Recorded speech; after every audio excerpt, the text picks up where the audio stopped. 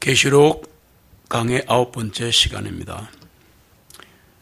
오늘은 14만 4천 안에 들어가야 하는가 라는 제목으로 말씀 전하겠습니다. 우리 이 땅의 삶이 어려워도 하늘의 소망으로 넘치는 밤이 되시기를 소망합니다. 주 예수 그리스도께서 6째 봉인을 떼시는데 놀라운 일이 일어납니다. 어린 양의 진노가 터져나오면서 무시무시한 사건들이 연속됩니다. 오늘 이 내용은 지금까지 계시록에서 암시했던 주 예수님의 재림에 가장 가까운 광경이다. 그래서 이때는 이 세상 끝날에 다가올 대파국을 보여주는 거다. 근데 이게 의미가 있다는 겁니다. 모든 우주가 다 흔들리고 그 안에 있는 자들이 다 큰 재난을 당합니다. 이 종말의 날은 세 가지의 특징을 가지고 있습니다. 첫째는 이 종말의 날에 관련된 사건들이 있습니다. 이것은 전 우주가 다 파멸되는 겁니다. 계시록 6장 12절로 14절 말씀 같이 있습니다. 그분께서 6째 봉인을 여실 때에 내가 보니 보라 큰 지진이 있고 해가 머리털로 짠 청같이 검게 되고 달은 피같이 되었으며 하늘의 별들이 마치 무화과 나무가 강풍에 흔들려 설익은 무화과가 떨어지듯이 땅 위에 떨어지며 하늘은 두루마리같이 그것이 함께 말려져 떠나가고 모든 삶과 숨도 제자리에서 옮겨짐으로 아멘. 엄청난 사건인데 구약 성경에 이런 대목들이 굉장히 많이 나오는데 대표적인 말씀 요엘서 2장을 같이 읽겠습니다. 땅이 그들 앞에서 흔들리며 하늘들이 떨고 해와 달이 어두워지며 별들이 그들의 비추던 것을 거두리로다. 주님께서 그분의 군대 앞에서 그분의 음성을 바라시리니 이는 그분의 진영이 심히 크며 그분의 말씀을 실행하는 이가 강하시기 때문이라. 주님의 날이 크고 심히 두려우니 누가 그 날을 견뎌낼 수 있으리요. 아멘. 계시록 6장 12절로 14절 대표적인, 그다음에 구약에도 요엘서 2장에 나오는 이 말씀의 표현들을 보시면 땅이 흔들리고 하늘이 떨고 막 핏빛이 나고 막 이런 게 나오잖아요. 그게 무슨 말이냐면 심판 때 주님이 사용하시는 표현들입니다. 이 표현이 나오면 심판을 말하는구나 라고 이해하시면 되는 거예요. 그래서 그런 의미에서는 베드로후서 3장도 똑같습니다. 같이 읽습니다. 그러나 주님의 날이 밤에 도적같이 이르리니 그날에는 하늘들이 큰 소리와 함께 사라지고 원소들이 뜨거운 열에 녹을 것이며 땅과 그 안에 있는 모든 일들도 불타버릴 것이니라. 이렇게 이 모든 것들이 해치될 것을 보므로 너희가 어떤 사람들이 되어야 마땅하냐? 모든 거룩한 행실과 경건함으로 하나님의 날이 오기를 바라보고 간절히 사모하라. 그날에 하늘들이 불에 타서 해체되고 원수들도 뜨거운 열에 녹아지리라. 그럼에도 불구하고 우리는 그분의 약속대로 의가 거주하는 하늘과 새 땅을 기다리는도다. 아멘. 그렇습니다. 우리 주님이 영광 중에 오실 때 일어나는 일은 전 우주가 무시무시한 파멸 상태에 빠진다. 이거 알고 있어야 되고 이해해야 됩니다. 왜? 21세기를 살아가는 우리들에게도 이런 일들이 일어나기 때문입니다. 지금까지 본 다른 봉인들처럼 오늘 이제 6째 인을 떼시는 거예요. 그런데 6째 봉인을 뗄 때 지진이 나옵니다. 이 뗄 때마다 지진이 나요. 자, 그래서 지금도 과거에도 앞으로도 마지막 날들에도 지진은 일어납니다. 그래서 지진은 예전에도 있었고 지금도 있고 계속 일어난다. 마태복음 27장에 보시면 같이 읽습니다. 예수님께서 다시 큰 음성으로 부르짖으신 후에 영이 떠나 가시니라. 보라, 성전의 휘장이 위에서부터 아래까지 두 폭으로 찢어지고 땅이 흔들리며 바위들이 터지고 아멘. 땅이 흔들리며. 그랬어요. 사도행전에 보시면 16장을 같이 했습니다. 한밤중에 바울과 실라가 기도드리고 하나님께 찬송을 부르니 죄수들이 그것을 듣더라. 그때에 갑자기 큰 지진이 나서 감옥의 기초가 흔들리고 즉시 모든 문들이 열리며 각 사람의 결박한 것들이 풀리니라. 아멘. 지진이 계속 났다는 얘기입니다. 근데 이 여러 가지 이변들 중에서 해와 달이 어두워지는 경우는 자주 있었습니다. 역사 속에 보시면 대표적인 사건이 1870년에 미국 동북부에 어느 날 갑자기 세상이 캄캄해졌습니다. 그래서 역사 기록에 초자연적인 날, 이해할 수 없는 날 이렇게 기록이 되어 있습니다. 물론 과학자들이 확인해 보니까 일식이나 월식이 아니었다는 거예요. 1872년에 미국에서는 2시간 동안 1만 개의 유성들이 떨어졌다. 그 천문학계에 보고가 되어 있습니다. 이런 비슷한 이변들 때문에 사람들이 하나님께 울부짖은 때가 참 많았습니다. 지금보다 중세보다 고대 시대는 천재지변을 너무 무서워했기 때문에 나무 한 그루도 못 뺐잖아요. 무서워가지고. 근데 이 최근래는 아시겠지만 중국에서 찬성 대지진이라든지 또 인도네시아의 쓰나미 현상이라든지 뉴올리언스의 대홍수라든지 이런 여러 가지 것들을 인위로 조작하기도 합니다. 그래서 이런 그 지진이나 혹은 쓰나미나 홍수가 옛날에는 자연스럽게, 이 말은 그 하나님의 자연법칙에서 일어났는데 지금은 자연의 과학 법칙을 이용하는 사람들이 나타나가지고 특별한 기계를 가지고 지진을 일으키기도 합니다. 중요하지 않습니다. 무슨 말이냐? 원인이 어찌되었든 간에 관계없고 하나님은 이런 현상들을 허용하신 거예요.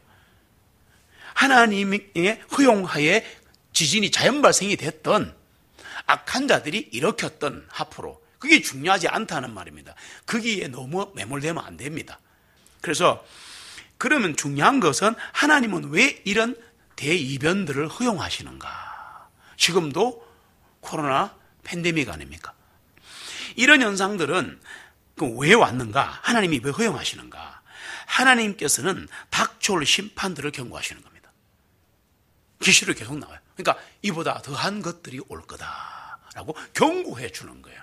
그러면서 죄인들을 회개시키시려는 목적을 갖고 있는 겁니다. 그리고 이런 갑작스러운 이변들을 통해서 사람들로 하여금 불완전한 세상을 보면서 영원하신 하나님께 소망을 두려는 하나님의 선하신 뜻이 있다. 똑같습니다. 뭐냐? 우리 인생에 닥치는 여러 가지 환난과 시련도 똑같습니다. 세상의 피조물들이 막 지천재지변이 일어난다면 나에게 일어나는 여러 가지 환난과 시련은 내 인생의 천재지변 아닙니까? 똑같아요. 크기만 다르지. 그런데 이거 왜냐? 허무하고 이내 날아가 버리고 말 이 땅에 미련두지 마라 얘들아. 영원한 한나라를 소망하래 라고 허락하신 하나님의 뜻이 시련입니다. 왜 내게 이런 일이 아니에요? 그렇게만 가면 끝이 없어요. 끝이 없어요. 이제는 우리가 시련이 오고 뭐가 오면 거기에 매여서 죽을 사람처럼 벌벌 떨지 말고 왜 하나님이 이런 시련과 환난과 고난이 내게 있을까? 왜 이 대한민국에 코로나 팬데믹이 있을까? 전 세계적으로 난리를 치길까? 그리고 우리는 좀 덜했지만 우리는 태풍이란 게 있잖아. 대한민국은 태풍이 있다고. 피해가 어마어마합니다, 여러분. 해안지대는. 그리고 전 세계적으로 지금도 쓰나미라든가 여러 가지 일들이 일어난단 말이에요. 심지어는 전쟁도 그들이 일으키잖아요. 자, 이런 것들을 보면서 이거 뭐야?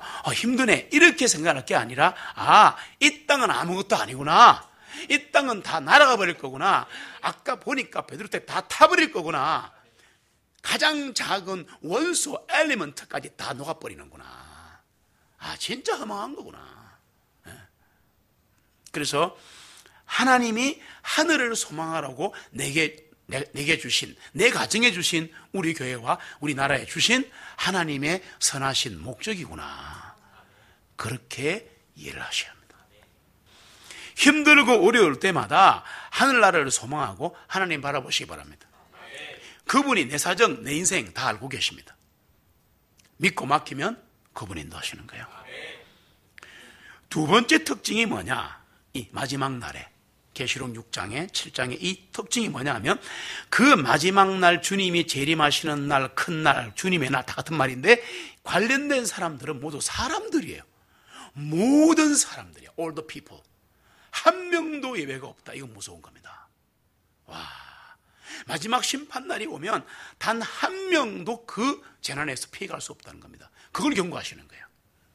계시록 6장 15절에 보시면 같이 읽습니다. 땅의 왕들과 큰 사람들과 부자들과 총대장들과 세력자들과 모든 노예들과 모든 자유한 자들이 동굴 속과 산들의 바위 속에 자신을 숨기고 아멘. 다 들어있네요. 그때 표현으로 다 들어있네요. 땅의 왕, 큰 사람, 부자, 총대장, 군인들, 세력자, 노예, 자유자 다 들어있잖아요. 각계의 각층의 사람들이 열거되어 있는데 하나님 믿지 않는 이 세상의 모든 인간들이 마지막 날에는 공포로 떨고 있는 처의 모습을 보여주는 거예요. 이게 왜 공포에 뜨는가? 간단합니다. 주 예수 그리스도를 믿지 않았기 때문에 지위가 높건 낮건 돈이 많건 적건 사회에 공헌을 했건 안 했건 간에 다 멸망할 것이기 때문에 본능적으로 겁을 집어먹은 거예요.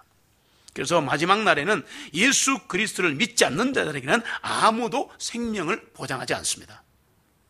세 번째 특징이 하나 있는데 이 마지막 날에는 절망의 부러지점만 있습니다. 희망이 없어요. 계시록 6장 15절로 17절 다시 한번 읽습니다. 땅의 왕들과 큰 사람들과 부자들과 총대장들과 세력자들과 모든 노예들과 모든 자유한 자들이 동굴 속과 산들의 바위 속에 자신을 숨기고 그 산들과 바위들에게 말하기를 우리 위에 떨어져 왕자 위에 앉으신 분의 얼굴과 어린 양의 진노로부터 우리를 숨기오라. 이는 그분의 진노하시는 큰 날이 임하였기 때문이니 누가 능히 서리오 하더라. 아멘. 그때 되면 다 하는 거예요. 지금은 그렇게 교만하고 그렇게 마음대로 하는 사람들이 마지막 때가 되면 본능으로 하는 겁니다. 아, 죽는구나. 그날에는 어디에서 죽어도 영광의 재림주를 피할 길이 없습니다. 삼풍백화점 붕괴라든지 9.11 테러 때 세계 무역센터를 생각하시면 그때 비교를 보시면 저주, 욕설, 울부짖음, 신음소리, 슬픔, 마지막 고별만 남아있습니다. 계시록 6장 16절을 다시 한번 읽겠습니다. 그 산들과 바위들에게 말하기를 우리 위에 떨어져 왕자 위에 앉으신 분의 얼굴과 어린 양의 진노로부터 우리를 숨기오라. 아멘. 너무너무 무섭고 떨리고 두려우니까 바위야 내게 떨어져라. 내가 죽을 삐게 때려라. 근데 안 죽습니다. 안 죽입니다. 야, 이거요 무시무시한 겁니다, 여러분. 실제 일어나는 일을 오늘 제가 말씀드리는 겁니다. 얼마나 괴롭고 무섭고 수치스러우면 견디다 못해서 산과 바위를 내 위에 떨어져라. 내 빨리 죽고 싶다. 너무나 고통스러우니까, 너무나 무서우니까. 이게 마지막 날의 심판입니다. 그날에 오면 이 세상 어느 곳을 뒤져도 예수님을 거절한 죄인들을 숨겨주거나 변호할 곳은 없습니다. 계시록 6장 17절을 같이 읽겠습니다. 이는 그분의 진노하시는 큰 날이 임하였기 때문이니 누가 서리요 하더라. 누가 서리요. 그 앞에 서 있을 자가 아무도 없어요. 그러니까 6장은 이렇게 왕자의 앉으시니와 어린 양의 진노를 누가 감히 견딜 수 있겠느냐 하는 절망적인 절규로 끝나는 겁니다. 네, 드라마 같아요. 이 질문에 대한 대답이 뭔가? 일단 요엘서를 읽고 답을 하겠습니다. 요엘서 2장을 읽겠습니다. 그날들에 내가 내 영을 남종들과 여종들 위에 부어주며 내가 하늘들과 땅에서 이적들을 보이리. 곧 피와 불과 연기 기둥들이라. 주의 위대하고 두려운 날이 이르기 전에 해가 어둠으로 변하고 달이 피로 변하리라. 이 누구든지 주의 이름을 부르는 자는 구원을 얻을 때가 이르리니 이는 주가 말한 대로 시온산과 예루살렘에서 구출이 있을 것이요 또 주의 부름을 받을 남은 자들 중에 구출이 있을 것이기 때문이라. 아멘. 일어나기를 소망합니다. 네. 그런데 누구든지 주의 이름을 부르는 자라 그랬고 주의 부름 받을 남은 자들이라는 말씀을 잘 보셔야 돼요. 우리가 할 일이 있다는 겁니다. 아직은. 그래서 이 말씀을 염두에 두고 있으면, 방금 읽은 이 말씀을 염두에 두고 있으면 계시록 7장이 6장에 대한 답이 됩니다. 무슨 말이냐 하면 마지막 날에 대비하는 것은 7장이에요. 그래서 같이 가는 겁니다. 오늘 누가 이 어린 양의 무시무시한 진노를 피할 수 있는가? 설명이 너무 길어서 말씀으로 대신하려고 합니다. 계시록 7장 2절로 3절 같이 읽습니다. 내가 보니 다른 천사가 동쪽에서 올라오는데 살아계신 하나님의 인을 가지고 있더라. 그가 땅과 바다를 손상시킬 권능을 받은 네 천사들에게 큰 음성으로 외치며 말하기를 우리가 우리 하나님의 종들의 이마 안에 인을 칠 때까지 땅이나 바다나 나무들을 손상시키지 말라 하니라. 아멘. 엄청난 일이 벌어지고 있습니다. 7장 4절 같이 있습니다. 또 내가 입맞은 자들의 그 수를 들으니 이스라엘 자손들의 모든 지파들 중에서 입맞은 자들이 14만 4천이라. 아멘. 바로 이 대목, 지금 이 대목을 가지고 세대주의와 전천년주의자들은 장난을 치는 겁니다. 거꾸로 말하면 오해한 겁니다. 말씀을 자기 식대로 끌어들인 거예요. 하나님 말씀을 앞뒤 문맥을 보고 해석하려고 노력하지 않고 한 구절을 끄집어내서 내가 전개하고 싶은 학설과 사람의 소리에 말씀을 사용하는 거예요. 그렇게 하면 그 말씀은 말씀이 아닙니다. 그러니까 이걸 보면서 세대주의자들이 이렇게 말하는 거예요. 봐라, 입맞은 자들의 수를 들으니까 이스라엘 자손들의 모든 지파 중에 14만 4천이니까 결국은 이스라엘 자손이 돌아와야 된다, 이렇게 말을 하는 거예요. 그래서 아니다는 거 일단 말씀드리고, 그 다음에 계시록 7장 9절을 같이 읽습니다. 이 일 후에 내가 보니 보라, 모든 민족들과 족속과 백성들과 언어들에서 아무도 능히 셀 수 없는 큰 무리가 흰 예복을 입고 그들의 손에는 총련나무를 들고 왕자 앞과 어린 양 앞에 서서 아멘. 그리고 이제 이들이 7장 14절에서 뭐라고 말하는가 하면요, 시선받은 자들이 같이 읽습니다. 내가 그에게 말하기를 주인이여 당신이 아시나이다 하니 그가 내게 말하기를 이들은 큰 환난으로부터 나온 자들이라 어린 양의 피로서 자기들의 예복을 씻어 희게 하였느니라 아멘. 이렇게 말했지 여기 어디에 7년 환난이 있습니까? 왜 넣냐고. 내 말은 절대 하나님 말씀은 넣고 빼는 거 아닙니다. 그 순간 성경에 다 무너져 버리는 겁니다. 바로 이들인데, 이 씻음받은 자들이야말로 왕자의 앉으시니와 어린 양의 진도를 조금도 두려워할 필요가 없는 사람들이다. 그게 바로 우리들이다, 그 말입니다. 엄청난 존재들입니다. 우리가 이 상황에서는 이들은 하나님 앞에 능히 설 수 있습니다. 이 사람들이 누구냐? 쉽게 할게요. 하나님께 인침받은 사람, 다른 말로 할게요. 하나님의 성령 침례받은 사람, 즉 구원받은 사람, 죄 씻음 받은 사람, 예수 그리스도의 피로 덮여진 사람. 이 사람은 절대 마지막 날까지 살아있어도, 주님이 재림하신 날 살아있어도 한 개도 두려울 게 없다. 왜? 우리는 먼저 올라가고 끝나는 거기 때문에. 이해됩니까? 구름 속에 들려 올라가고 심판이 되기 때문에 그때까지 산과 바다 건드리지 마라 그랬잖아요. 그걸 아셔야지. 벌벌 떨지 마세요. 우리는 하나님의 자녀입니다. 구원 받았으면 교회인데 교회는 절대적으로 하나님이 시키십니다. 손을 못 댑니다. 하나님은 우리들을 창세전에 미리 아시고 택하시고 부르셔서 그분의 소유로, 그분의 자녀로 삼으셨기에 살아있는 동안 하늘 가는 그날까지 우리에게 한량없는 은혜를 베푸시고 단 한 번도 우리를 포기하지 않으신다는 것, 그게 계시록이 주는 소망입니다. 계시록 7장 1절로 3절을 한번 같이 보겠습니다. 이 일들 후에 내가 보았더니 네 천사들이 땅의 네 모퉁이에 서 있는데 땅의 사방에 바람을 붙잡아 바람이 땅 위나 바다 위나 어떤 나무 위에도 붙지 못하게 하니라. 내가 보니 다른 천사가 동쪽에서 올라오는데 살아계신 하나님의 인을 가지고 있더라. 그가 땅과 바다를 손상시킬 권능을 받은 네 천사들에게 큰 음성으로 외치며 말하기를 우리가 우리 하나님의 종들의 이마 안에 인을 칠 때까지 땅이나 바다나 나무들을 손상시키지 말라 하니라. 아멘. 우리가 먼저입니다. 하나님의 관심은 우리에게 있는 거예요. 절대 부하시기 때문에. 그래서 하나님께서는 그분께 속한 백성들을 성령님으로 인치셨습니다. 그래서 이 세상의 환난과 박해가 성도들을 멸망시키지 못하고 마지막 날에 환난에서도 구원시키실 겁니다. 7장 4절을 같이 읽습니다. 또 내가 입맞은 자들의 그 수를 들으니 이스라엘 자손들의 모든 지파들 중에서 입맞은 자들이 14만 4천이라. 아멘. 자, 들으세요. 구약 시대의 이스라엘 자손 그러면 99% 이스라엘 자손입니다. 됐습니까? 신약 시대 이스라엘 자손 그러면 앞뒤 문맥을 보시고 이스라엘 사람을 말하는지 하나님의 백성 전체를 말하는지 확인하시기 바랍니다. 여기서 계시록 7장 4절에 이스라엘의 자손의 모든 지파는 이스라엘 국가나 민족을 말하는 게 아니다. 그 뭐냐? 참된 영적 이스라엘, 즉 바울이 말한 하나님의 이스라엘, 하나님의 인침받은 구원받은 모든 백성을 말하는 것이다. 그래서 여기서 14만 4천은 숫자 자체를 말하는 건 아니다. 왜냐? 큰 무리이기 때문에. 그리고 여호와의 증인이나 신천지에서는 14만 4천 안에 들어와야 구원받는다. 그래서 우리한테 와야 된다라고 말해서 떼거리로 모은 거예요. 어쨌든 14만 4천 명만 구원받는다는 말은 새빨간 거짓말이다 이해하시고, 계시록 14장 1절에 보면 또 내가 바라보니 보라 어린 양이 시온산 위에 서 있고 그분과 함께 14만 4천 명이 있는데 그들의 이마 안에 그분의 아버지의 이름이 기록되어 있더라. 아멘. 시온산은 바로 하늘나라를 말하고, 그리고 또 새 예루살렘을 말하기도 하고, 여러 가지 뜻이 있는데, 벌써 올라서 있는 게 저 하늘에 있는 거잖아요. 그러니까 이스라엘 사람을 말하는 게 아니에요. 그러면 중간 결론 한 개를 내겠습니다. 그럼 14만 4천은 뭔가? 그 유명한 14만 4천, 수많은 사람을 속이는 14만 4천이 뭐냐? 계시록 14장 1절에 가서 강의할 때 세밀히 강의할 겁니다.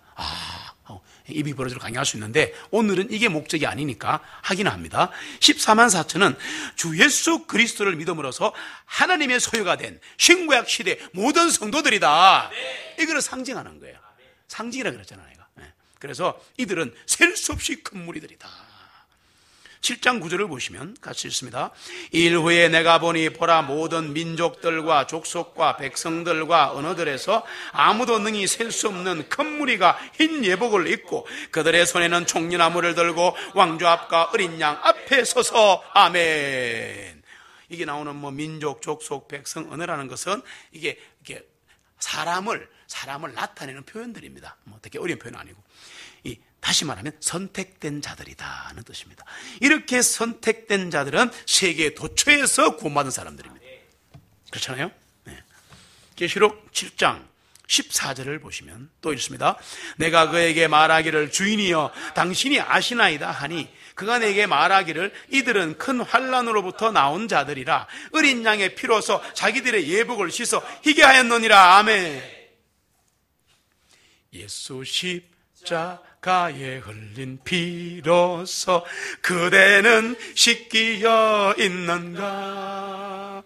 아무 때나 어디든지 그대는 십자가 붙들고 있는가. 할렐루야. 예수의 피로 씻김 받은 자들이라 이 말이에요. 이것을 선택받은 성도라 그렇게 말하는데, 여러분 창세전에 미리 아시고 우리들을 예정하시고 택하셨다는 것은 어마어마한 은혜입니다.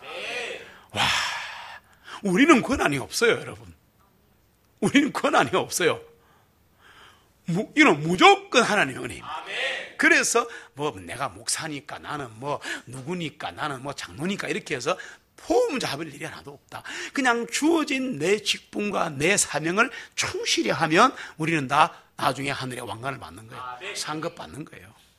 여러분, 피라는 게 보통 보시면 이 피가 얼룩이지면 안 집니다.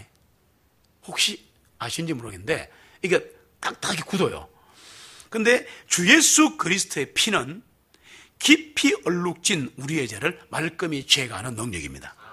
우리가 예수 그리스도를 우리 자신의 구주로 믿는 순간 죄로 물든 너희들은 깨끗해져 버리는 거예요. 그리고 그 이후에는 용서해달라는 게 아니고 고백하는 겁니다. 잘 들으세요. 회개하는 게 아니에요. 예수 믿고 구원받다면 회개가 필요 없습니다. 한국말로 회개라는 걸 이해는 하는데, 원래 repentance, be repent, 회개하라는 것은 평생에 한 번 하는 거예요. 이해됩니까? 성경적 언어는 그렇게 얘기 맞아요. 회개하는 게 뭐냐? 하나님께 돌아오는 거잖아요. 맞죠? 예수님을 내 구주로 받아들이는 거잖아요. 그걸 회개했다 그러는 거예요. 지은 죄를 다 고백하는 게 아니에요. 그게 아니에요.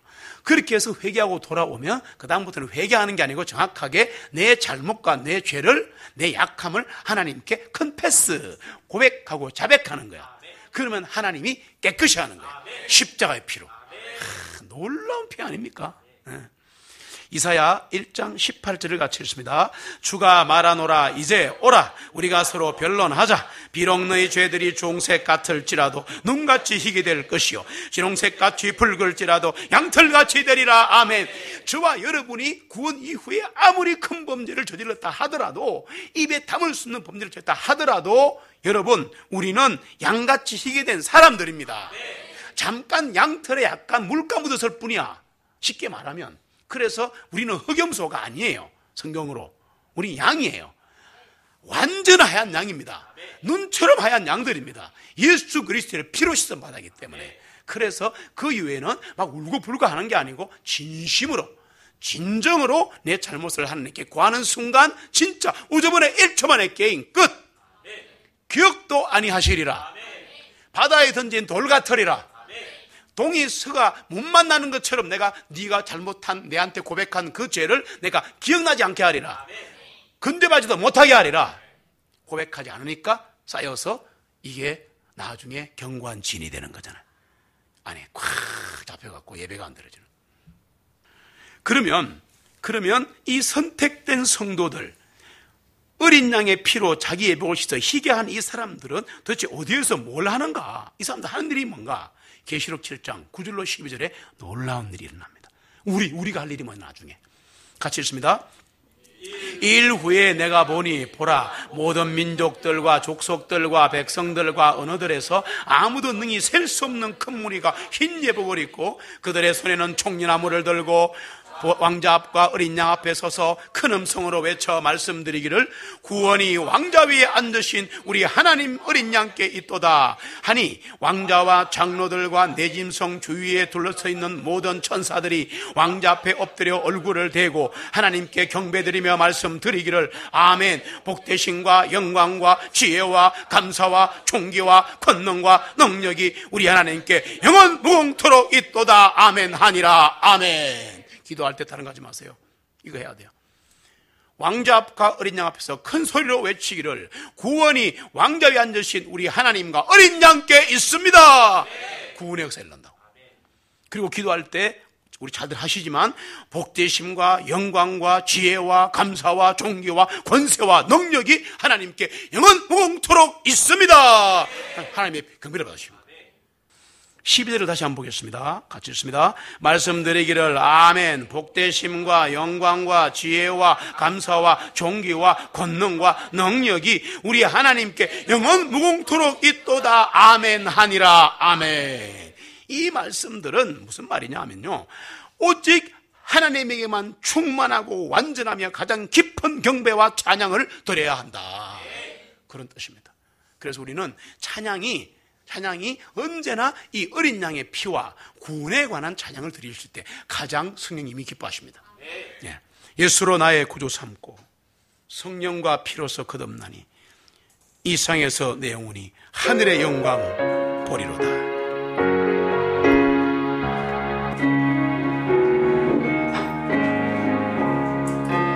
예수로 나의 구주 삼고 성령과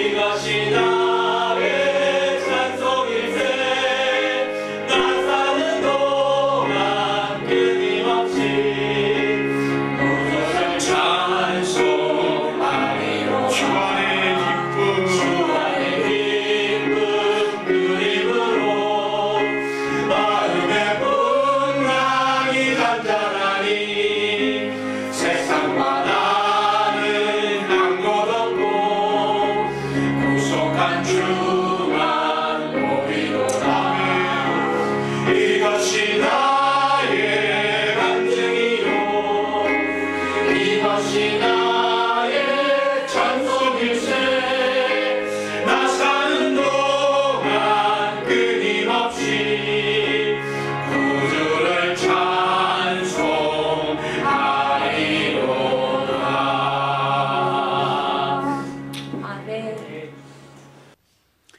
하나님의 인치심을 받은 우리는 하나님의 종입니다.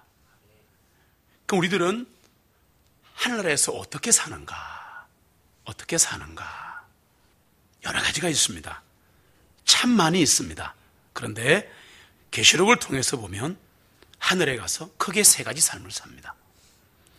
먼저는 기쁘고 즐겁게 섬기는 삶을 삽니다. 우리는 천국의 평안과 안식에 대해서 많이 말을 하는데 천국에서 먹고 논다는 뜻이 아니라는 걸 아셔야 합니다. 무의도식하는 거 아닙니다. 할 일이 없다고 해서 할 일이 없는 건 아니에요. 우리가 하늘에 가서는 일상살이처럼 힘들게 일하지 않습니다. 시련과 고통을 겪지 않습니다. 본성의 죄 때문에 싸우지도 않습니다. 그러나 할 일은 얼마든지 있습니다.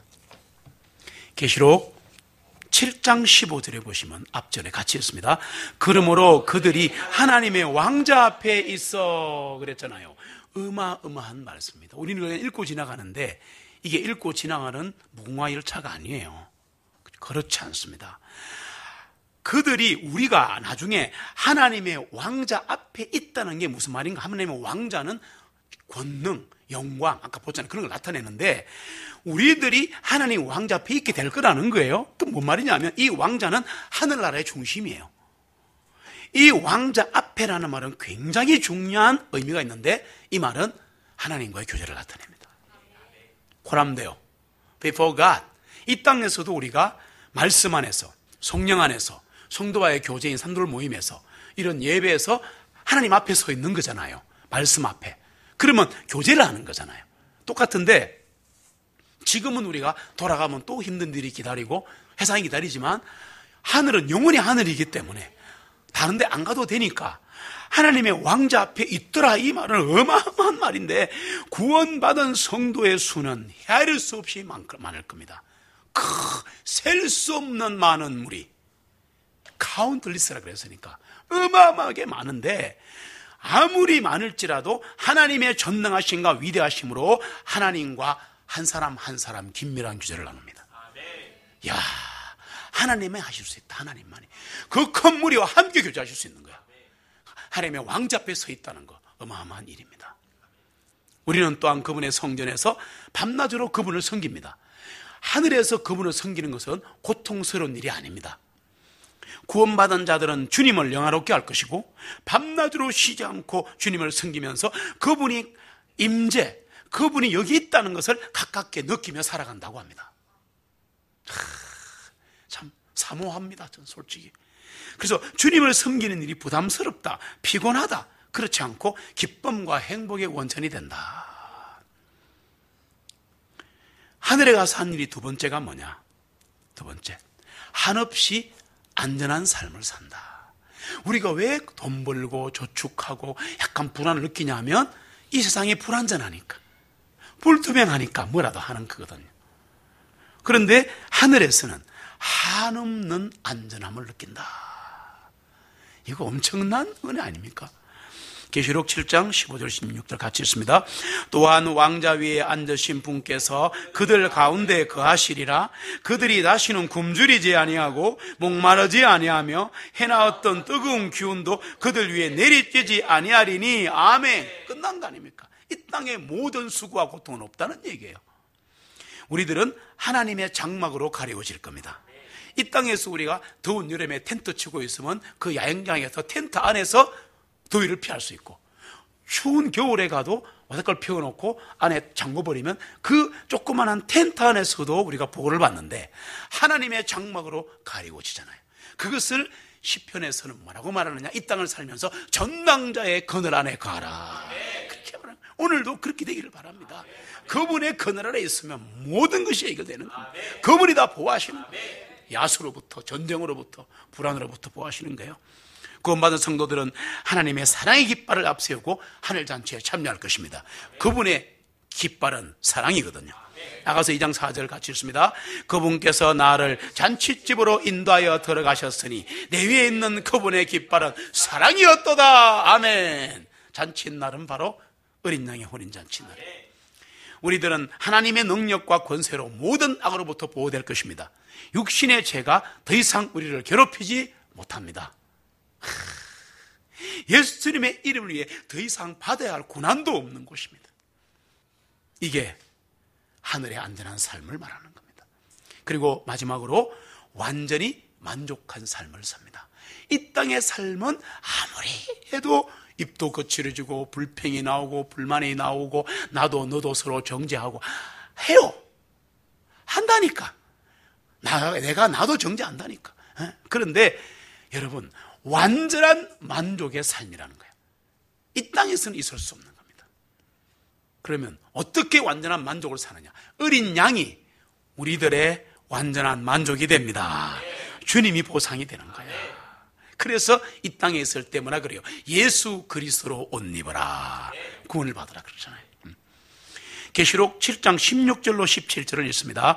그들이 다시는 굶주리지 아니하고 목마르지 아니하며 해나 어떤 뜨거운 기운도 그들 위에 내리쬐지 아니하리니 이는 왕자 한가운데 계신 어린 양께서 그들을 먹이시고 생명수의 샘들로 인도하실 것이요 하나님께서 그들의 눈에서 모든 눈물을 닦아주실 것임이라 하니라. 아멘. 됩니다. 당연히 되기 때문에 우리는 거기를 가고 있는 겁니다. 그래서 우리들은 하나님 주시는 생명 양식으로 즐길 겁니다. 그래서 다시는 인간의 목마름이나 굶주림을 당하지 않는다. 우리가 원하는 모든 것 하나님이 다 제공하신다. 우리는 그 나라에 갈 거다.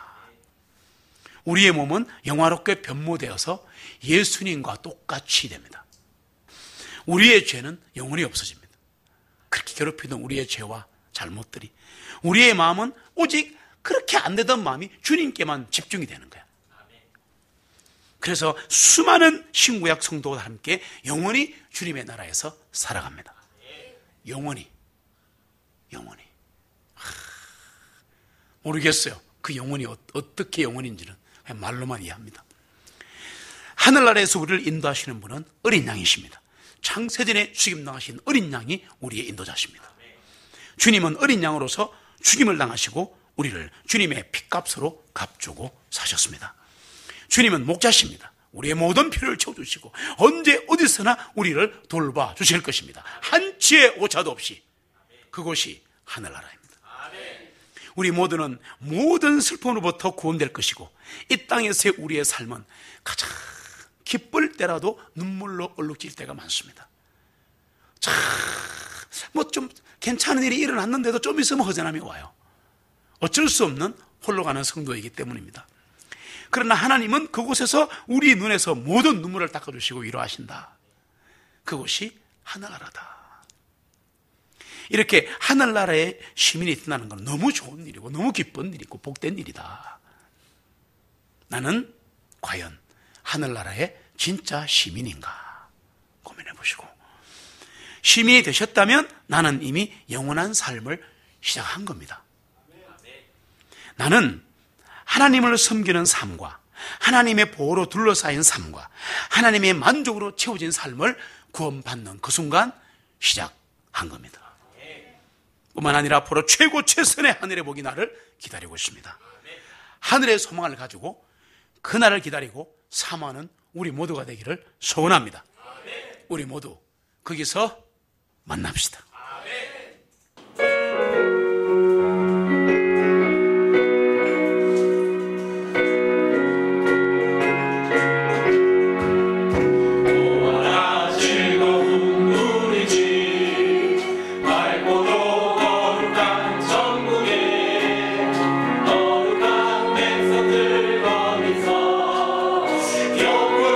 영광에 살겠네. 거기서